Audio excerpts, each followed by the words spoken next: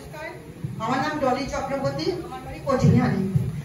আমি কি বলবো, আমার ভীষণ কোমরে ব্যথা ছিল, তারপরে আমি হাঁটতে পারতাম না, পায়ের ব্যথা ছিল, পায়ে হাড় বেড়েছে পেছনে। কোচবিহারে প্রচুর ডাক্তার দেখাই। প্রথম আমি দেখাই নাগরিক স্যারকে, 2 মাস ট্রিটমেন্ট করার পর কমেনি। তারপরে আমাদের কোচবিহারের সুভাষ সবাই চেনেন তাকে, তার কাছে যাই, ওখানে ডাক্তার রবীন্দ্রনাথ শরণকে দেখাই।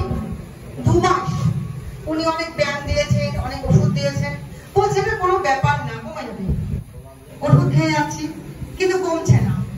তা আমার হাজবেন্ড নেক্সট যখন আমার যাই দেখাতে, উনি চিন্তা ভাবনা করছেন কি লিখবেন ওষুধ, তারপরে বলছেন এই আগের ব্যথার ওষুধগুলোই খেয়ে যান।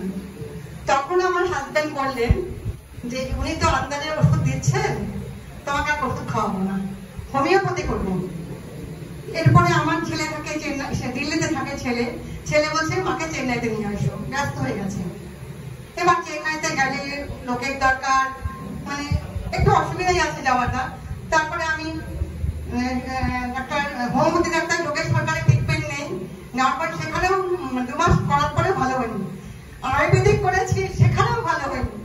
তারপরে আমাদের যে কোনো এক মাস্টারমশাইয়ের বাড়িতে গিয়েছিলাম একটা কাজের জন্য, সেখানে একজনের সাথে দেখা হয়, আমাদের মর্নিংগো টিমের একজন শিউলি মিত্র।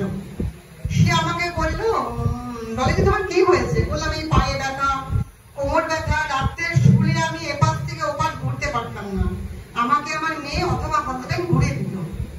তারপরে আমার আরেকটা সমস্যা ছিল, পায়ে রক টানা দিত। যখন রক টানা দিত না, আমি সারা রাতে কান্না শুরু করতাম। আমার মেয়ে অথবা হাজবেন্ড অনেকক্ষণ, প্রায় 15-20 মিনিট আমার বলতে হতো সেই জায়গাটা, তারপরে ঠিক হতাম।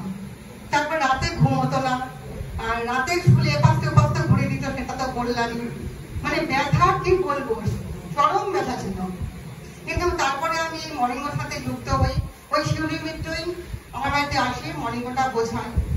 হ্যাঁ, আমি তখন থেকেই মর্নিংগো খাওয়া শুরু করি। মর্নিংগো আমি স্যালাইড দুটোই খেয়েছিলাম, একটা নয়। এবার খেয়ে যাচ্ছি, আমার তো কমছে না। 2 মাস পরে আমি ওকে ব্যতিব্যস্ত করে দিই যে কি তুমি কি দিলে, আমার তো কমে না। ও বলে তুমি খেয়ে যাও, যিনি আবিষ্কার করেছে 17 বছর রিসার্চ করার পর এটা আবিষ্কার হয়েছে, 7 মাস পরে কথা বলবো। তা খেয়ে যাচ্ছি,